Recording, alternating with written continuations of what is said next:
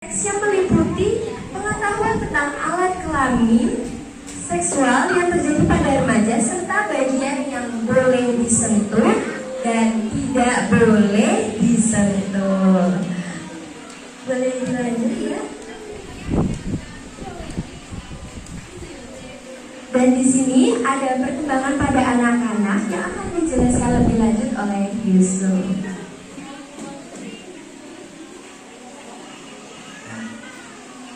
Halo semuanya, di sini saya bakal menjelaskan apa saja perkembangan dan tumbuh kembang yang terjadi pada anak-anak.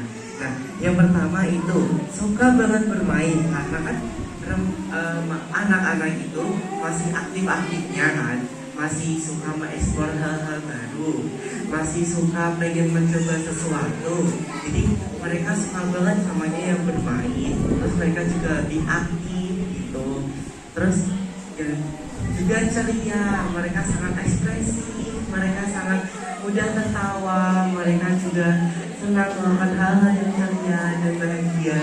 Dan lagi semangat sekali, soalnya mereka itu selagi bermain, mereka juga mengembangkan mereka, yaitu semangat yang mereka miliki, mereka lampiaskan melalui bermain dan ceria tadi gitu. Bisa dilanjutkan. Nah, habis anak-anak, ada juga remaja. Nah, yang pertama adalah remaja laki-laki seperti saya. Nah, perkembangannya yaitu ada mini dasar, terus yaitu ada tumbuh jamur di sini. Habis itu ada tumbuh bulu-bulu halus di area tertentu.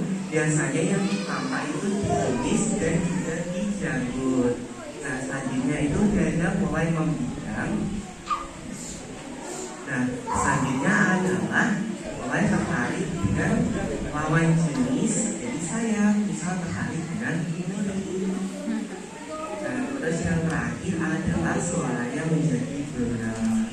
Berbeda dengan anak-anak yang suaranya nyaring dan ceria. Itu bisa dilanjutkan. Nah, yang kedua adalah perkembangan pada remaja perempuan. Nah, remaja perempuan ini mengalami satu hal yang tidak dialami oleh remaja laki-laki, yaitu menstruasi.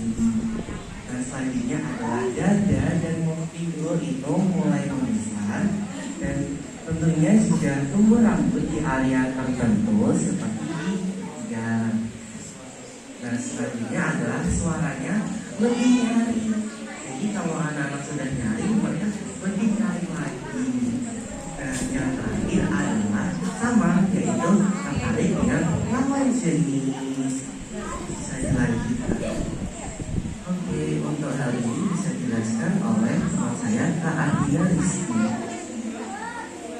Baik, kenapa sih kita harus belajar tentang seks? Jadi kita tujuannya untuk adik-adik semuanya untuk mengetahui bagian mana yang boleh disentuh dan tidak boleh disentuh. Untuk apa? Untuk menjaga diri kita terhindar dari pelecehan seksual dan mungkin orang yang tidak dikenal, jangan sampai kita boleh disentuh. Kita pokoknya bagian-bagian yang tidak boleh disentuh itu yang tertutup oleh baju. Selanjutnya, lalu bagian mana saja yang boleh disentuh sih Kak Nuri? Oke, jadi ada bagian-bagian yang boleh dan tidak boleh disentuh sama orang lain selain orang tua kita.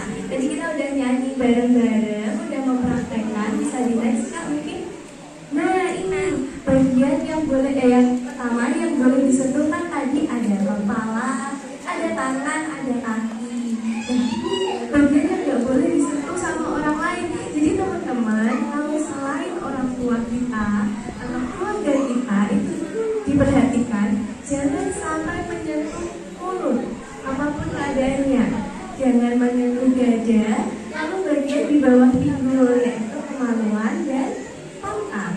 Lalu next, nah ini yang boleh menyentuh kita itu sewajarnya orang tua kita dan dokter ketika memeriksa kita. Tapi di sini reminder harus tetap dengan pengawasan orang tua. Jadi dalam pengawasan dan diperhatikan oleh orang tua, nggak boleh sembarangan.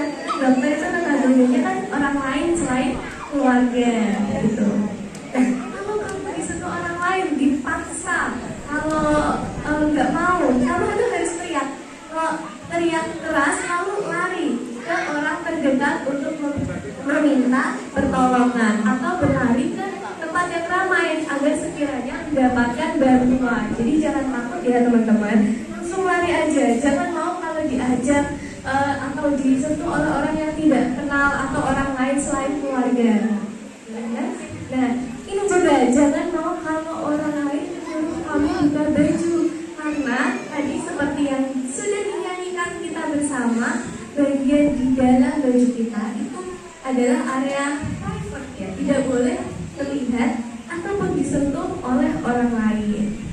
Next. Nah, ini jadi teman-teman harus waspada ya. Oke, tadi aku mau nambahin kalau kan di sini zaman sudah digital, banyak kasus kekerasan seksual itu bisa jadi terjadi di media sosial. Jadi kalau kalian tuh ada yang disuruh foto atau mengirimkan sesuatu yang tidak jelas atau dikirimkan atau diberitahu sesuatu yang tidak semestinya oleh orang lain, harus hati-hati ya, jangan sampai mau. Ibu-ibu, bapak-bapak diperhatikan untuk anak-anaknya mungkin kalau mengalami sesuatu itu kan takut ya untuk memberitahu, itu seharusnya dirangkul, jangan sampai menyalahkan korban. Kebanyakan orang masih sering menyalahkan korban, inilah itulah, sehingga mengalami kasus-kasus kekerasan seksual. Ada korban itu notabene orang yang lemah, orang yang tidak tahu harus ngapain. Kalau tambah disalahkan, ya mereka nggak punya tempat untuk menyerahkan, menceritakan permasalahannya, seperti itu. Next. Jadi ya dari kami untuk edukasi kekerasan tentang sex education dari kami, mungkin ada tambahan dari Mbak Ina? Mungkin yang kami harapkan khususnya kepada orang tua dan adik-adik semuanya, lebih berhati-hati, bukan hanya karena anak-anak itu belum mengerti bagaimana, dan jangan sampai terjadi hal seperti itu. Mungkin bisa diperhatikan, dan anak-anak seperti adik-adik teman-teman semuanya di sini itu punya hak untuk sama seperti kita, beraktivitas seperti biasa. Jadi jangan sampai kekurangan ataupun yang tidak bisa dilakukan oleh adik-adik tersebut menyebabkan adik-adiknya tuh merasa menjauhkan diri dari teman-teman semuanya. Ada yang mau ditambahkan, Yusuf? Ya, saya berharap juga pada peran bapak dan ibu dan juga kesadaran dari orang tua untuk menyikapi segala hal yang terjadi kepada anaknya, karena di luar sana ada banyak orang jahat. Jadi kita harus selalu waspada dan selalu berhati-hati ke depannya, karena jangan sampai anak-anak kita yang sangat bahagia ini, yang sangat ceria, menjadi korban sebuah kekerasan seksual. Karena saya sangat merasa kasihan kalau itu sampai terjadi. Terima kasih. Mungkin itu yang dapat kami sampaikan. Bu Reni, kalau sama lagi boleh.